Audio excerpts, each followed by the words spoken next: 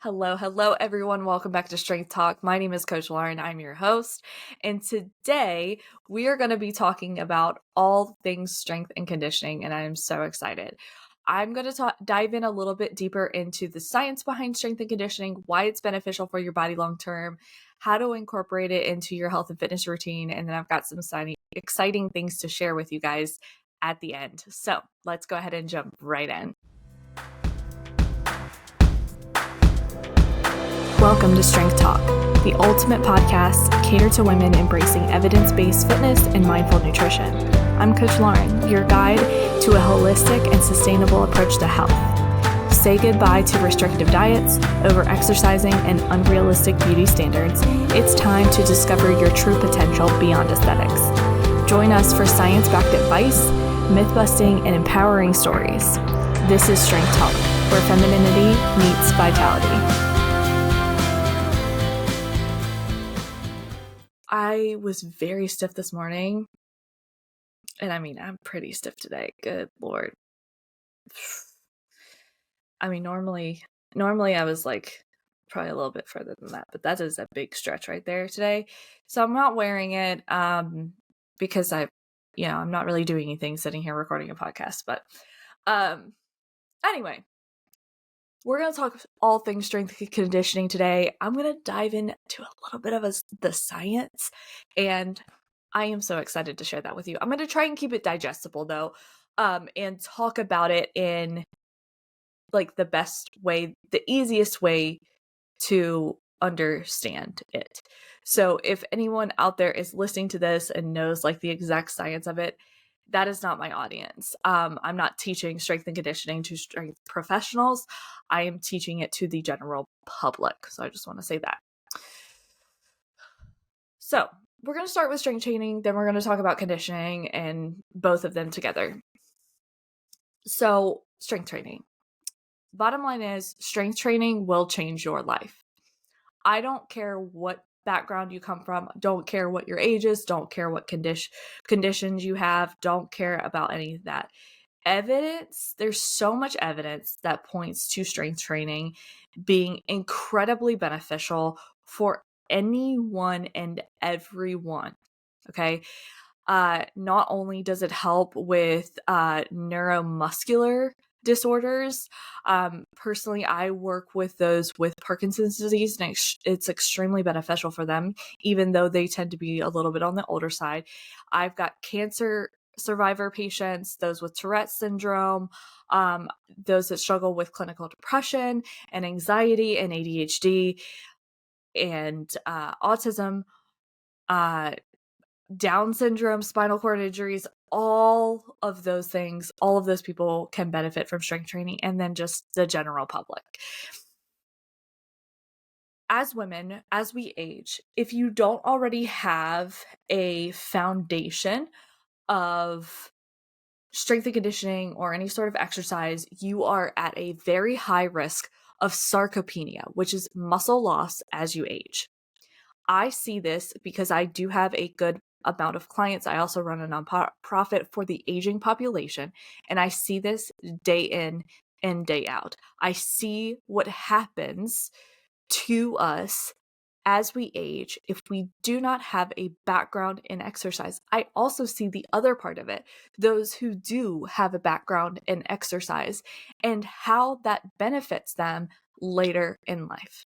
With strength training, it can also help you prevent and manage degenerative conditions and disease. All right. So from a long-term perspective, everyone on this planet needs to be doing some sort of strength training. Okay. When we talk about the right now benefits, because there are short-term benefits to strength training, strength training has a higher amount of post-exercise oxygen consumption than even aerobic exercise. So a lot of people think that just cardio training is better for like getting more oxygen to your lungs and to your brain. strength training has actually been shown to have a greater amount of post-exercise oxygen consumption than even doing anaerobic exercise. Secondly, strength training can also help increase your metabolism.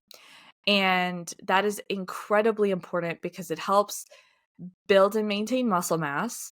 It also helps your body burn more calories at rest, which can improve your heart health and your ability to maintain lower amounts of body fat. Now, when I talk about that, I'm not necessarily, it does translate to a little bit of aesthetics there, but when we talk about excessive amounts, and I'm talking about excessive amounts, I'm not talking about just general amounts of body fat. I'm talking about excess. And this excess is dependent on the person, by the way. It just depends on the person. But excessive amounts of body fat in the body, which can lead to other health conditions. Strength training can help you maintain lower amounts of body fat. Okay. So when we talk about the short-term benefits of strength training, number one, for women, it helps make us not as frail, right? We're not as fragile, we're not as frail. It helps you it helps make life easier, is what I'm trying to say. The more frail you are, the harder life is. The stronger you are, the easier life is. It is just fact, okay? So when we build strength, our life gets easier, period. Secondly, when we talk about post-exercise oxygen consumption, so a lot of people think, oh, I need to do aerobic exercise or cardio exercise in order to improve my heart health and my cardiovascular system. Strength training has actually been shown to have a higher amount of post-oxygen consumption rather than aerobic exercise. Essentially what that means is that it is just as effective, if not more effective than cardio for improving your cardiovascular health, which is a great thing. It also can improve your metabolism, which increases your resting metabolic rate. So your body is going to have, number one, more energy at rest, like not doing anything. And then also you're going to have the ability to maintain less body fat. Now, that is a relative term. I want to be very clear with that. Excess body fat is going to be different per person. Whether or not you have excess body fat is going to mean different things to different people, and some people's bodies are okay with more body fat than others. It doesn't necessarily mean because they have more body fat than you, then they have excessive amounts of body fat. It just depends on the person. So I want to make that very, very, very clear. Okay. And then finally, from a general aesthetic purpose, you're going to look more toned when you're strength training in general than if you were to not strength train. And whatever that means for you, that is a benefit. However, I don't want to necessarily focus on the physical aesthetic parts of strength training because you can very much get caught up in that. Okay. So when we talk about strength training, and I've got my notes over here, that's why I keep looking down because I want to make sure I cover everything. And I stay on task because I can very much get off task. So I want to talk about what is the difference between strength training and like general weight training, like just using weights to work out, because a lot of people think if they pick up a weight, then they're strength training. And that is actually not the case. You can actually not use weights in strength train. It just depends on what you're doing, and it depends on your body, and it depends on the way that you do it. Okay. So when we talk about strength training generally, as a general rule of thumb, we're talking about higher loads on the body with lower rep ranges, meaning lower like 1 to 5 reps, given in a progressive way. And that is the key, progression with training in this way means strength training. Strength training is not once every few months you lift heavy and that's it. In order to strength train, you have to have a progressive way to train and how you move throughout the workouts, which is why people hire people like me to help them program those progressions. Okay. So an example of strength training would be a set of your day one, you're doing 3 sets of 3 reps of deadlifts at 80% of the max weight you've ever lifted for deadlifts for 1 rep. Okay. Or 80% of your 1 rep max. Maybe the next week you do 4 sets of 3 reps at 80%. The next week you do 5 sets of 3 reps at 80%. Now, that is just one way and a very easy way to understand, but there are so many different ways to progress through strength training. That is called linear progression, but there are so many different ways to do it. But that's just the easiest example that I can give, an easiest digestible example I can give within here, within the context of this podcast. So when we talk about strength training, it doesn't mean this week I do 3 sets of 3 reps of deadlifts, and then in 3 to 4 weeks, maybe I do another set of 2. No, that's not strength training. We have to have that progression piece in order for it to be strength training. If not, you're just moving with weight. That's it. Okay. When we talk about resistance training in general, that can include strength training, but it includes a lot of other things. Now, you can use resistance in a variety of ways: conditioning and cardio work, yoga, Pilates, plyometrics and calisthenics, those body weight sort of movements. You can use it in body weight training, like I mentioned. You can also use it in hypertrophy or bodybuilding style training. Anything that adds resistance to the body with whatever exercise you're doing is resistance training and does have great benefits. The only difference what separates strength training from these other things, though, is that strength training impacts not just your muscular system, but it also affects your central nervous system. Okay. When we talk about neuromuscular advantages, so incorporating the nervous system, the central nervous system, and your muscular systems, strength training allows the body to be more powerful. It allows the joints to function properly and optimally. And it also conditions your brain to recruit the different muscles of the body and utilize the muscles of the body in an appropriate way. Long story short, it makes your body more efficient at movement. That is what separates strength training from the other forms of training and why I am partial to strength training. Okay? Because of how it affects your life outside of the gym and your ability to not only prevent injury, but your ability to have more enjoyment out of life. Okay. You're walking around the farmer's market, you buy a bunch of heavy shit, you're able to carry it and also still enjoy the farmer's market. You can't just have to go back to your car and then come back in and all of those things. It helps you be more efficient in life. It helps you pick up your kids and your grandkids and play with your dog and all of these things, and in addition to keeping you safe and healthy. Okay. This also has an effect on your mental health as well. Okay. Because it makes life easier. You don't have your mental health and mental struggles on top of physical struggles. And you can kind of separate the two.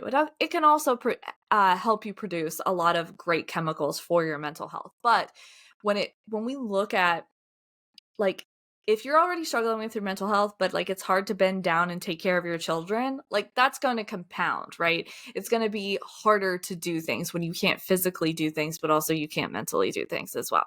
Okay. And so I want to talk about general fitness, because I think that it's not that everyone should only strength train and that's it. I do think that a well-rounded fitness routine can be extremely beneficial for a lot of people. And so I see your health and fitness journey as a meal. Okay. You have your primary ingredients of that meal, your meat and potatoes, if you will. Okay. And then you have your seasonings, you have your toppings, you have all of the other little things, but your meat and potatoes, those are like the main parts of the meal, right? For a lot of people, the meat and potatoes may also include a sport. Okay. I know that pickleball is really popular right now. For me, it's powerlifting and Olympic weightlifting, which has some overlap with strength training, right? But even if I taking those away, taking the powerlifting and Olympic weightlifting away, I'd still want to strength train. Okay. Strength training would be my meat and potatoes, and then maybe I'd choose another one. But you don't have to. Strength training can be just your meat and potatoes. And then we include all of the other things as toppings and seasonings. So other things like conditioning and cardio, yoga, Pilates, calisthenics, mobility, stretching, hypertrophy. Okay. Those are the toppings and the seasoning of your meal. But your meat and potatoes should be something that focuses on your long-term health and is not focused on how your body physically looks. And I'm telling you right now, because as someone who used to have hypertrophy or bodybuilding style training as my meat and potatoes, I got bored. I was losing my mind. I started doing handstands. I got hurt. I hurt my back. I sprained my ankle. Like it was bad. Okay. I have had meat and potatoes be hypertrophy, and I was not fulfilled in my life, and it impacted my mental health, and it was extremely problematic. I would say hypertrophy and then cardio, because I did a lot of steady state walking. I would do 2 hours a day, okay, for a long time, and it ruined my body. All right. And I wanted to reject fitness completely for almost a year. I was not into it. And honestly, if COVID hadn't have happened, COVID gave me a little bit of time to reassess things. And if COVID hadn't have happened, I probably wouldn't be sitting here talking to you today about health and fitness and strength training. So, but anyway, I digress. That's what makes a well-rounded fitness routine. You have your meat and potatoes. For some people, that's strength training and a sport. For some people, like, that may be strength training. And so, like, for my husband, strength training and jujitsu. Okay. With jujitsu being a big part of that, strength training being supplemental. But then he also, like, he did some conditioning work, and he did some hypertrophy and mobility work this weekend as the toppings and the seasonings to his health and fitness routine. Okay. So let's move on to conditioning, moving right along. I'm super happy that I'm staying on task today. So I want to talk about the difference between cardio and conditioning. And this gets really confusing. The lines get blurred and it gets really muddy for a lot of people. So cardio, okay, when used as a verb, okay, it essentially just means intentionally elevating your heart rate through exercise with the purpose of improving your cardiovascular health. Okay, that's cardio. Now, conditioning can be cardio, but not all cardio is conditioning. Okay, so, and I'm going to talk about why that is. When we use cardio as more of like a noun and an all-encompassing meaning, that's where we've gotten into trouble with not fully understanding cardio. Okay. So a lot of people will say, when they get exhausted walking up the stairs, oh, I need to improve my cardio. Or when they don't get winded going up the stairs, then they'll say, oh, my cardio is amazing. But what we're really talking about here is endurance, not cardio, which are two very different things. Conditioning improves your endurance. I don't know why I got all kinds of stuff. I don't know what's happening. Sorry, guys. If you're listening to me, I have balloons all over my screen. And then I've had like thumbs up things, and I don't even know. But when we talk about when we talk about conditioning, okay, we're talking about conditioning our body to become more efficient and more adapted to a certain activity. That is conditioning. Cardio is just elevating your heart rate through exercise. Okay, which can include, like, we joke with Olympic weightlifting that when we have high reps of things or we have low rest times, that's our cardio. But it is, but it isn't. It's just a joke that we make because we get our heart rate up really high, higher than we normally do. But when we talk about conditioning, we're talking about endurance. We're talking about adapting the body to a certain activity. Okay.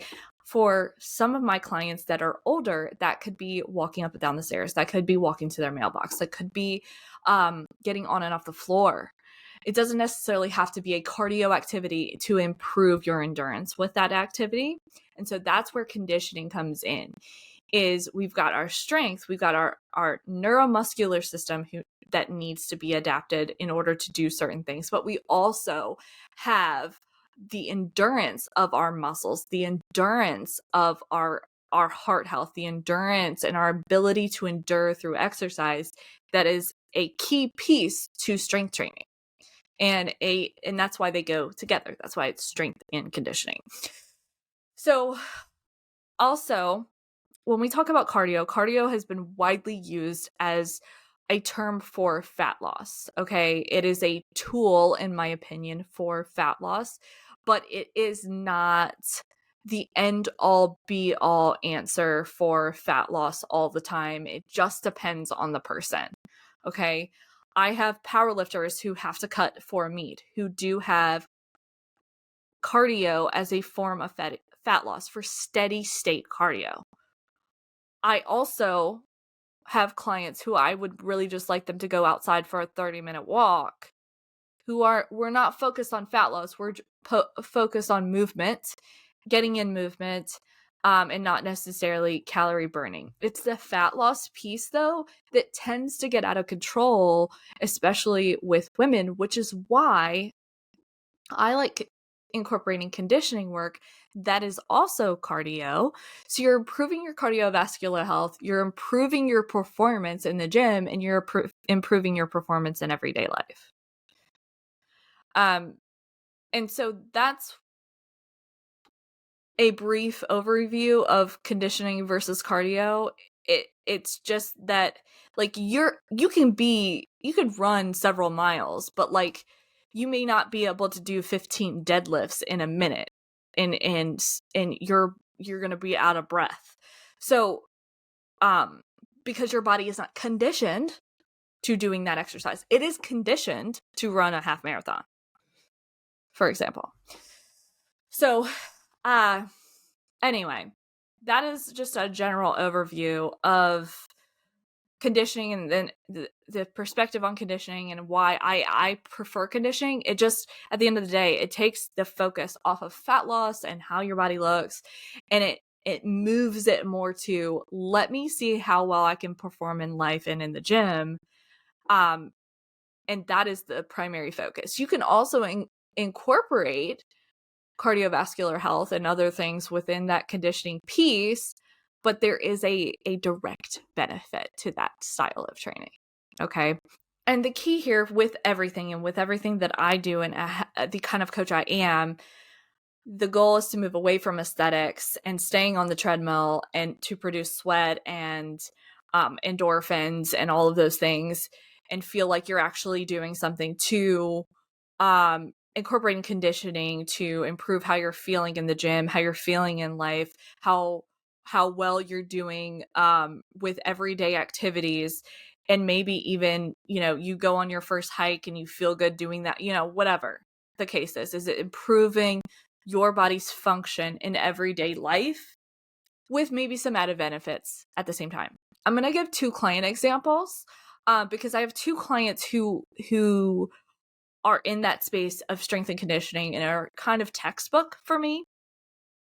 So, for example, one of my clients, she started with me for fat loss, okay? And The initial struggle was really just getting into the gym. Like, she couldn't get into the gym unless she had an appointment with me. And that was a really big challenge for her to go to the gym on her own because she did not feel confident. She felt like she didn't know what she was doing. She felt like nothing that she was doing was purposeful. So then we moved to more hypertrophy because she really liked what I was doing at the time, which was bodybuilding. And so we moved away from focusing on fat loss to more hypertrophy. Well, uh she went through different phases, and this is totally okay. This is over several years. This client's been with me for almost 4 years, so just keep that in mind. So for a little bit we moved to hypertrophy and bodybuilding style training. She thought maybe she wanted to do a bodybuilding competition. We did that for a few months. She realized she didn't like it.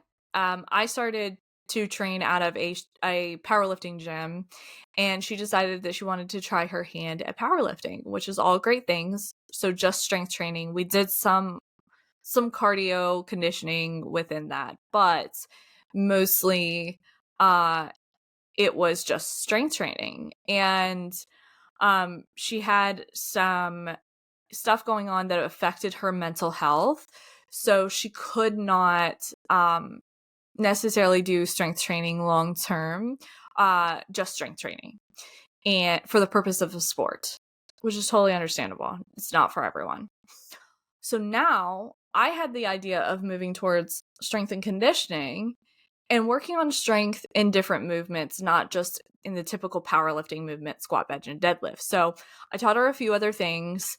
We worked on pull-ups, push-ups, all of those things, and incorporating all of those things into her routine. Now she's completely virtual. She goes to the gym 4 to 5 days a week. I incorporate strength training in a progressive way, like we talked about at the beginning of the podcast. So we work on different things, like she was working on jerks and front squats and just different things besides just the powerlifting movements. We also worked on pull-ups and those types of things. We're working on mobility with some areas where she feels stiff on a regular basis. In a progressive way. I also have some conditioning work for her in there. So things like circuits and interval work to help her with her strength in other areas and help her with endurance, because she is someone who, like, with back squats, for example, she gets very winded. Well, that tells me that we probably needed to incorporate some conditioning to condition her body to be under load for back squats. And so that's what we've been doing. What we've seen is an incredible increase in her strength gains, a credible increase in her mental health, and she's doing a lot of work on her own. It's not just her program. And her ability to show up for herself, which is just so very huge. On top of that, we're seeing a lot of body recomp gains. So she's got some muscle and muscle building on top of all of the strength that she's built as well. So great example of that. I also have my power lifter. She is getting ready for competition next month, and we have also incorporated some endurance work into her training with the big three, because she tends to have some sticking points throughout her movements. And we want to work on those weak points. Conditioning is a great way to get really granular with sports specific training in order to push past those sticking points and those weak points that you have. And so we've utilized conditioning work with weights to help her with endurance, to help her push past her sticking points through the big three while maintaining her weight. While maintaining her weight, she's able to eat more. She's able to function better at higher amounts of food and not feel sluggish and not feel like she's like bulking a ton, because we're incorporating that endurance training along with her strength training. So a very good example of that. I am so excited because I feel like this podcast was very efficient. One thing that I've told myself with this podcast is messy action, messy action. I'm a perfectionist, you guys. I literally, everything has to be perfect unless it's not good enough, and that is not the way that you do things. So I'm excited that this was a bit more efficient. I felt like I was on task. I kept to my notes. I kept to everything, and so I'm very excited about that. With Patreon, I'm going to talk about that in a second, but I do want to talk about my services when it comes to strength and conditioning and coaching. So I do have a couple of strength training programs that are coming out in the next couple of weeks, and I'm so excited. So the first one is going to be a supplemental strength program focused on incorporating strength training for those who do other things. So for those who do a different sport, or their meat and potatoes is just like one meat, but they want to add potatoes, which is strength training. This is going to be this program. And so we're going to focus on back strength with like pulling movements, but also like the big three: squat, bench, and deadlift, and those types of things within this program. It's going to be super affordable. I think I have it priced right now at $70. And it's going to be a 6-week program, or a 12-week program. I'm sorry, 12 weeks, with smaller, like incremental cycles. You can track your progress and everything like that. I'm so excited. The week after that, I am also coming out with a strength and conditioning program, and I am so excited for this program. It is also very well-rounded. I incorporate everything from mobility, stretching. I've got some yoga, some Pilates in there. I've got some plyometrics and calisthenics work, and it is a masterpiece. I have modifications for those of you who are beginners, who are just starting out with strength and conditioning and all of those things. And I am thrilled. For those of you who are inside Patreon, you are going to get the first 2 weeks of these programs inside Patreon for free. So if you want the additional, you will have to purchase that. But these 2 programs are going to be the first 2 weeks of the program. I'm going to post it and share it inside Patreon when I launch it. So I am so excited. I hope that this podcast was helpful for you to kind of discern whether or not you want to incorporate strength training. I'd love to support you. I also have virtual coaching packages if this is something that you are interested in. If you have any questions, please reach out to me on Instagram. Happy to answer any questions that you have. I'd also love to connect with you and follow you and all of those things. So if you found me through the podcast, hit me up on social media, and I will talk to you guys very, very soon. Bye.